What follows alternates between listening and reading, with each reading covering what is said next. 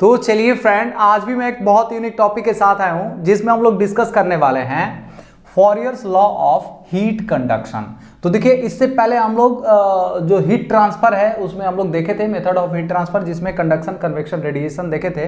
तो इस वीडियो में हम लोग जो कंडक्शन मेथड से हीट ट्रांसफर होता है उसका जो फॉर्मूला होता है Q = -KA dt/dx, इसी का हम लोग फॉर्मूला का डेरिवेशन देखेंगे जो कि फॉरियर्स लॉ द्वारा प्रोवाइड किया गया था। तो आज हम लोग डिटेल से देखेंगे कि फॉरियर्स लॉ क्या होता है और ये जो हमारा फॉर्मूला है इसका डेरिवेशन को हम लोग डिटेल से समझेंगे। तो हमारे साथ बने रहिएगा, पूरे एंड तक वीडियो देखिएगा, बहुत ही इंफॉर्मेटिव होने वाला है। तो चलिए इस वीडियो को करते हैं स्टार्ट।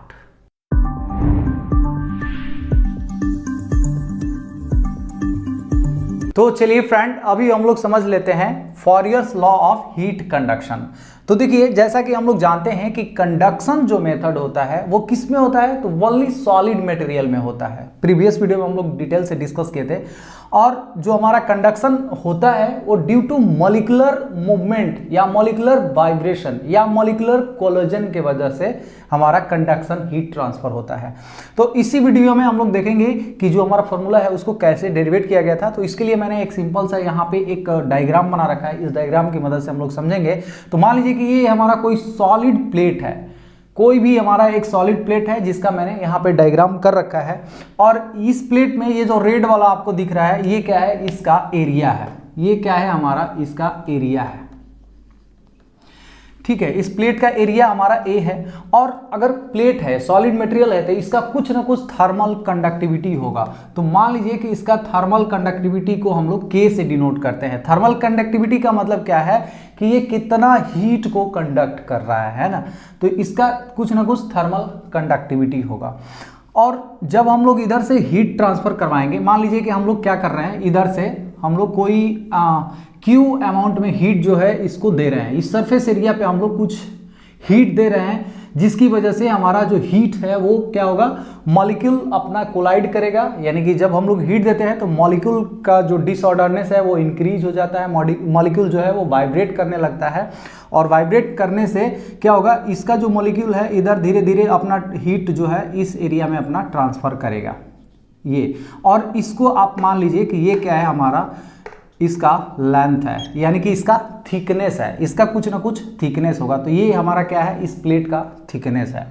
और हीट हमारा यहाँ से इन करवाए और इधर से हमारा जो हीट है वो निकल गया। तो आप देखेंगे कि कभी भी हमारा जो टेम्परेचर होगा, जिधर से हम लोग इन करवा रहे हैं इधर टेम्परेचर हमारा क्या होगा, ज़्यादा होगा। और इधर यहाँ पे अगर आप देखेंगे तो यहाँ पे मान लीजिए टेम्परेचर T2 है, तो इधर हमारा टेम्परेचर कभी भी ज़्यादा रहेगा, इधर कभी भी हमारा इसके अपेक्षा कम रहेगा।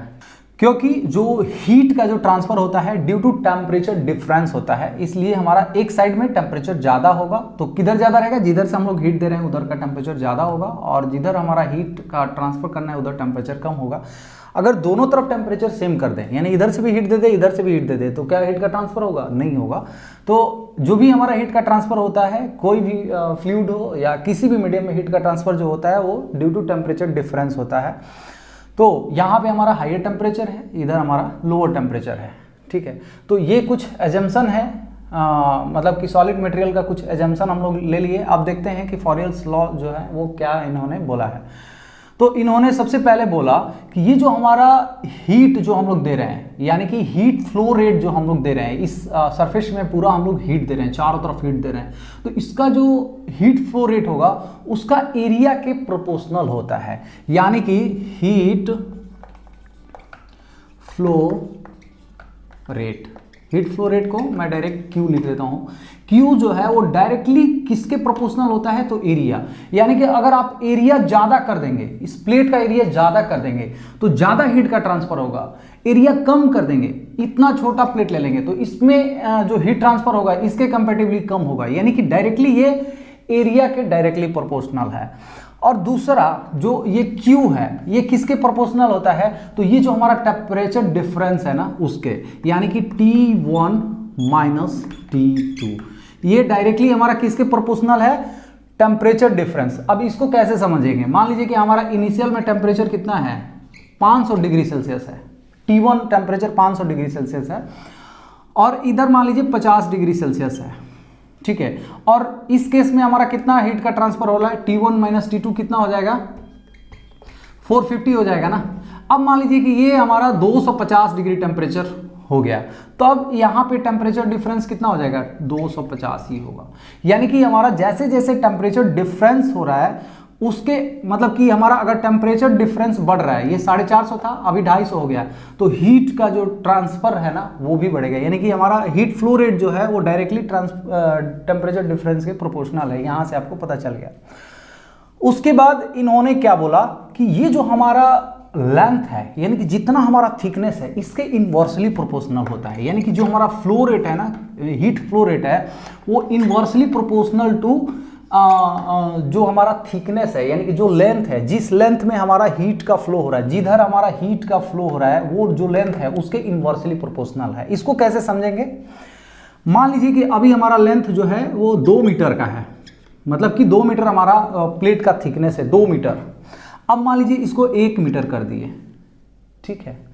अब 1 मीटर छोड़ दीजिए, 10 mm कर देंगे, तो 10 mm कर देंगे तो सबसे ज़्यादा हीट ट्रांसफर किस में होगा, 10 mm में जल्दी आपका इधर इधर जल्दी गर्म हो जाएगा। लेकिन 1 मीटर कर देंगे, 2 मीटर कर देंगे तो बहुत समय लगेगा हीट का ट्रांसफर होने में, क्योंकि मॉलिक्यूल के वाइब्रेशन की वजह से हो रहा है। तो जितना पतला रहेगा उतना जल्दी हीट का ट्रांसफर होगा। इसका मतलब कि अगर हमारा हीट फ्लो रेट अगर बढ़ रहा है ना, इसका मतलब कि हमारा जो लेंथ जो है वो कम है।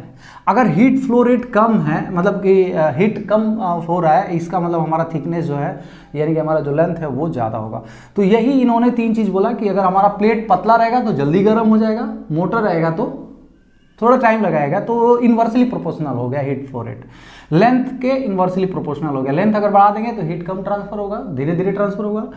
अगर लेंथ मतलब कि थिकनेस कम कर देंगे तो जल्दी तो हीट का ट्रांसफर होगा। तो ये चीज़ इन्होंने 3 चीज़ बोला जो कि हम लोग बहुत अगर प्रैक्टिकली भी देखा जाए तो ये चीज़ हमको समझ में आ रहा है। तो इसको उन्होंने समराइज किया।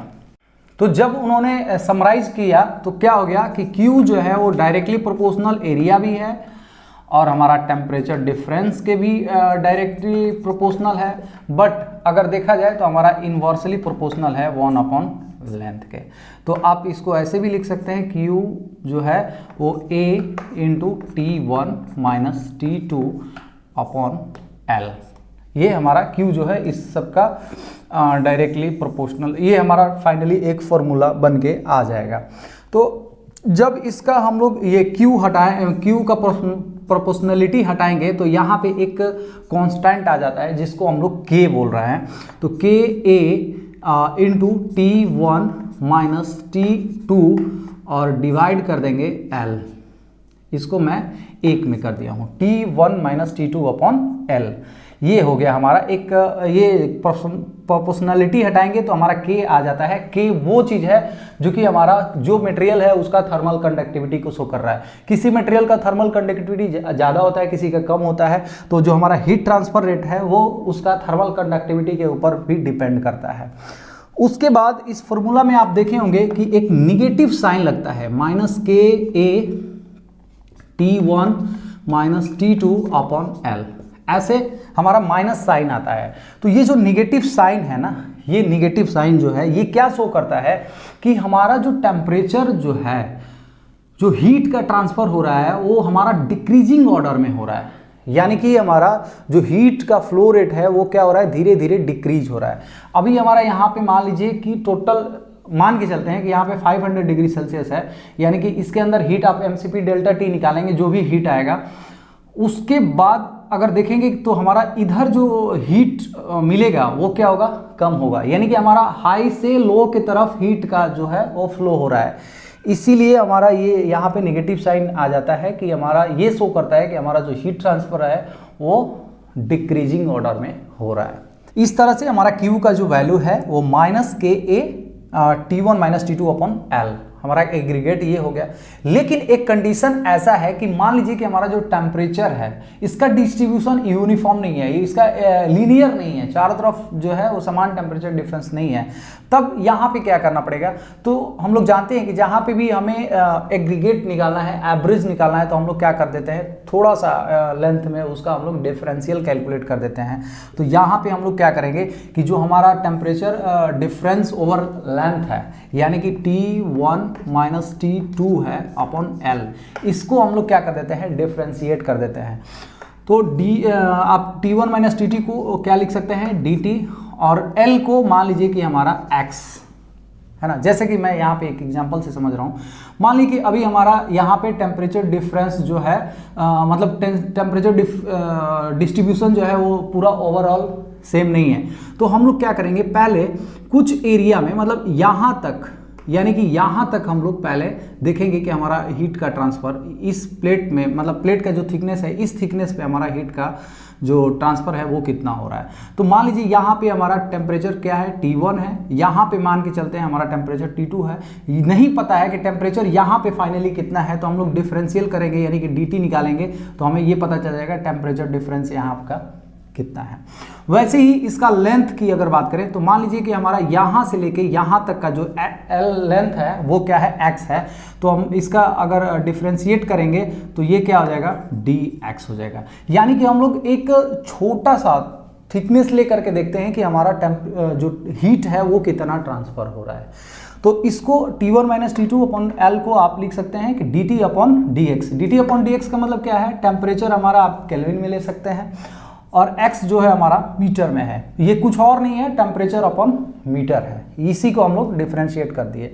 तो अब हमारा जो q का वैल्यू है वो किस में हो जाएगा, तो माइनस के A D T upon D x. तो फाइनल जो हमारा फॉर्मूला डेरिवेट होके आता है वो यही होता है। और इसका अगर यूनिट की बात करें कि ये किस में होता है, इसका यूनिट क्या होगा, तो देखिए हमारा k जो है थर्मल कंडक्टिविटी, ये किस में होता है, वॉट अपॉन मीटर केल्विन में होता है। तो यहाँ पे आप लिख सकते हैं what upon metre kelvin. Area जो है वो हमारा किस में रहेगा, मीटर स्क्वायर में रहेगा। तो आप इस पे metre square into dt upon dx k upon m, यानी केल्विन अपॉन मीटर। ये मीटर से ये मीटर, ये मीटर से ये मीटर, ये केल्विन से ये केल्विन, तो ये बचा क्या, वाट। ठीक है, तो ये किस में हो जाएगा, वॉट में हो जाएगा। इसका Q जो है वो हीट ट्रांसफर किस में आएगा, वॉट में आएगा। अब अगर आपको हीट फ्लक्स निकालना है तो हीट फ्लक्स का जो क्या होता है उसका फॉर्मूला Q, इसको हीट फ्लक्स को मैं स्मॉल q लिख देता हूँ, तो Q अपॉन ये एरिया कर देंगे, यानी कि हीट ट्रांसफर पर मीटर स्क्वायर एरिया में जो होता है उसको हम लोग क्या बोलते हैं, हीट फ्लक्स बोलते हैं। तो Q जो निकालना है, हीट फ्लक्स निकालना है, तो Q अपॉन A कर देंगे।